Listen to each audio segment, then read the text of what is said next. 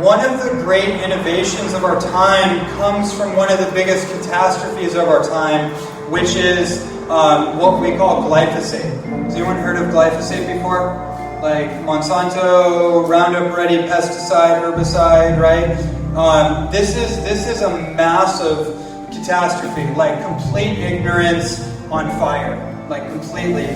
And basically this herbicide is in over 75%, maybe a lot more than that of our overall food supply. That includes organic food as well. It's just coming from the winds that are blowing it from the GMO farms. So what do we do about that? Okay, glyphosate, what is that? Well, that's basically a type of herbicide that mimics an amino acid called glycine in your body.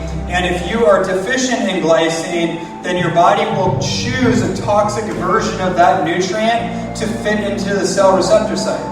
It's kind of like that with radioactive iodine, you know, like from Fukushima, iodine 151. Well, if you're iodine deficient, which almost half the population is, maybe more, I don't know what the statistic is, then that radioactive iodine is going to fit right in there, and then you might have some kind of thyroid imbalance, right? Some kind of autoimmune condition, or something of that sort, right?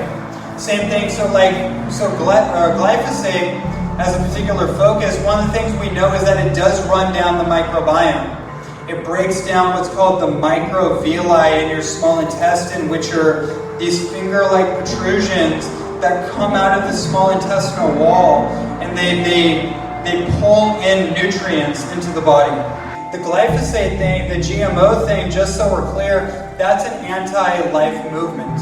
It's anti-life, it's anti-magic, it's anti-mysticism, it's anti-nature, it's anti-common sense, it's anti-scientific, it's anti-life. What has to emerge through all of us is this emergence of life force that can stand and hold space against the anti-life culture, the death culture, and then from there we can transmute that into a new form of life through transmuting our own pain, transmuting our own healing, right? And so anyways, back to this glyphosate thing, let me finish out that thought. So what is the innovation? Because that's one of the things I mentioned, is that there's an innovation to that particular issue.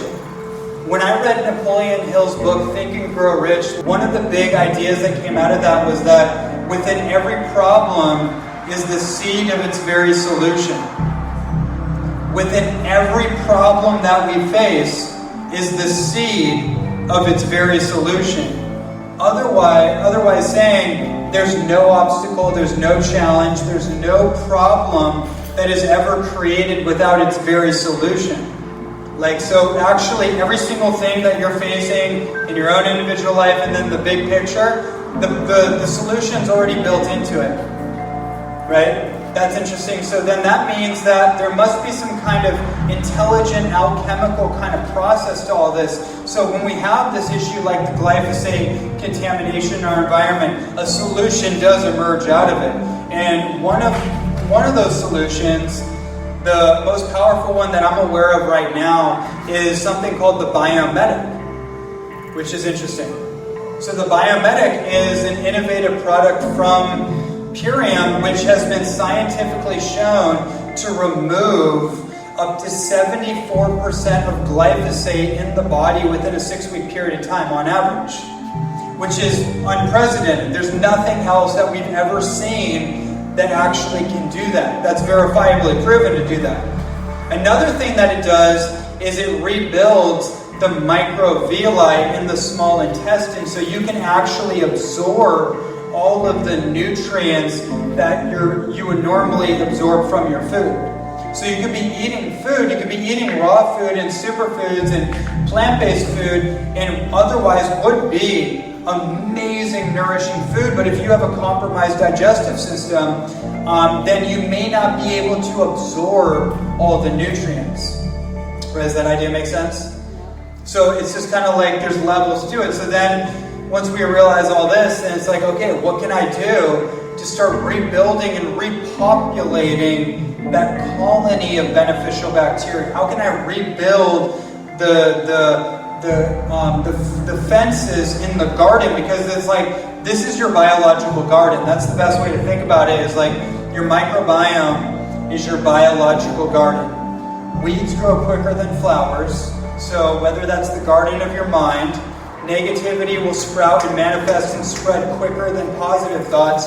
So you got to it's actually more effective to reduce or completely remove and weed out the negative thoughts and limiting belief systems more than it is just to think about positive ones, because your positive thoughts take time. The neuroassociations take time, because the programming is so deep from childhood that you have to reprogram. Does it make sense? You have to actually, it's a bit of a longer process, and if you have weeds in there, then it makes it harder. But if you can pull back the weeds and hold the weeds at bay, then the flowers have room to grow. Once they grow, once the tree grows, the weeds die away. They don't resonate at the same frequency, but you got to kind of keep it at bay. Same thing with your biological garden. You have these organisms like pathogens or bad bacteria that they're like the weeds. They will grow and spread quicker than the probiotic bacteria. But if you can organize, you can organize your nutrition strategy instead of your diet, because the word diet has the word die in it. So we start doing that. We start getting into superfoods, green powdered superfoods. We start getting into all the fun things that we like to play with in that world. We start getting into herbs and tonic herbs. We start getting into spring water. We start getting into different kind of novel supplements like amino acids and like the Biomedic, and maybe getting into fermented food, like fermented vegetables.